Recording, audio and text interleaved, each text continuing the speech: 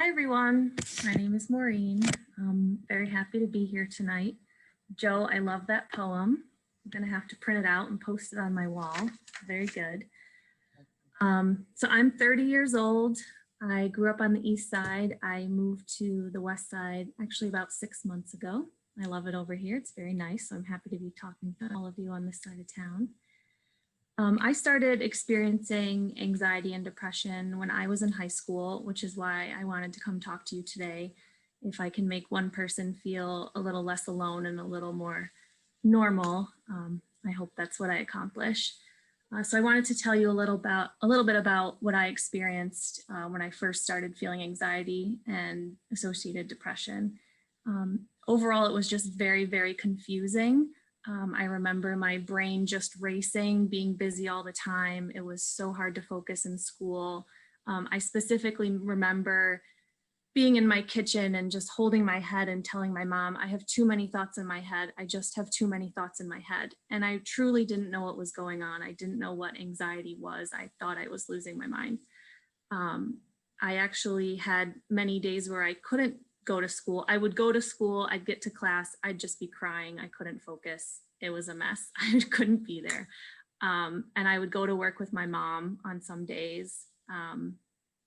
And mostly I just wanted to feel safe, which is why I felt like being near my mom, went to work with my mom. And a lot of my teachers were really wonderful. They sent work home with me, so I never fell behind in school. But it was very isolating because, when I would go to school, I would look around and I'd see all my peers and think, oh, wow, they look totally fine. Everyone else is totally fine. I'm the only one that has this. What is this? Why am I so different? What's wrong with me? And it just kind of made it worse, feeling isolated.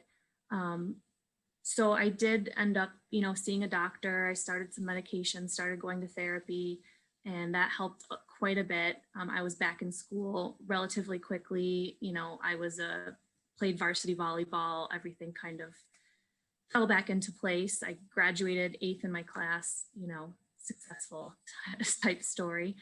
I think, like I said, what's really difficult is that people really don't talk about mental illness. Even as adults, people really struggle to open up and share with each other about this because of just a feeling of shame, and they're afraid of being judged by other people. So I've kind of made it my mission to lay it all on the table with, especially my closest friends, but even strangers now. Hey, I don't care. This is normal. This is a human experience. This is me. Hey, how you doing? And other people often open up to me because of that. But especially in high school, people are experiencing this for the first time, and they're afraid to talk about it, and I totally understand that.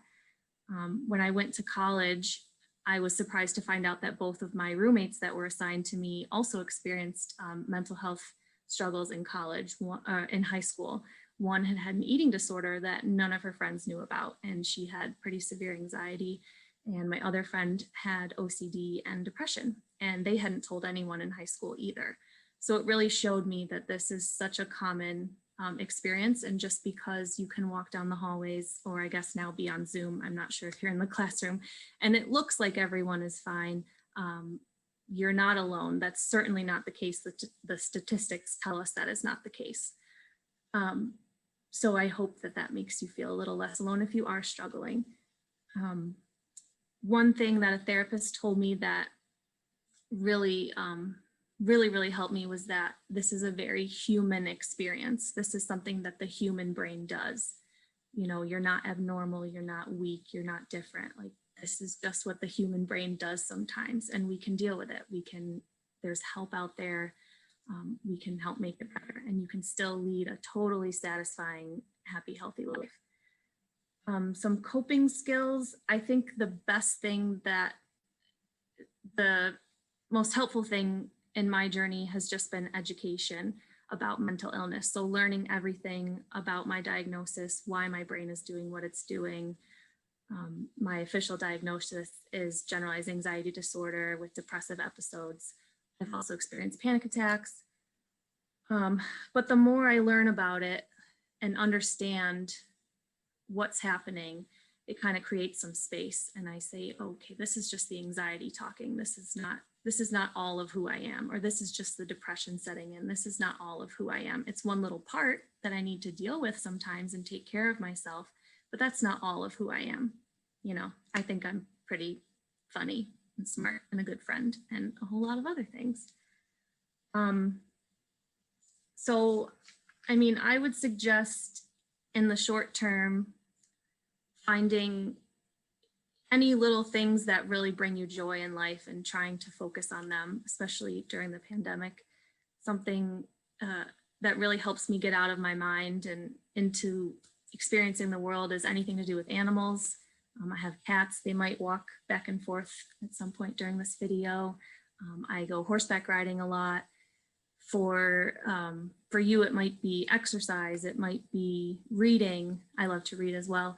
Anything that puts you in a state of mind that you're totally immersed in it is kind of a break from, you know, the other stressors that may be going on in your life. It's actually called a flow state, when you get in a flow state of mind and you're just so immersed in something. So I don't care if it's knitting or coloring or swimming, you know, try to lean on those things right now if you're struggling.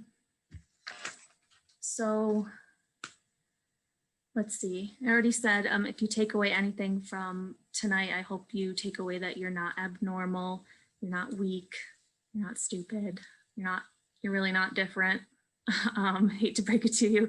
There are a lot of resources out there to help you, you know, in addition to medication and therapy.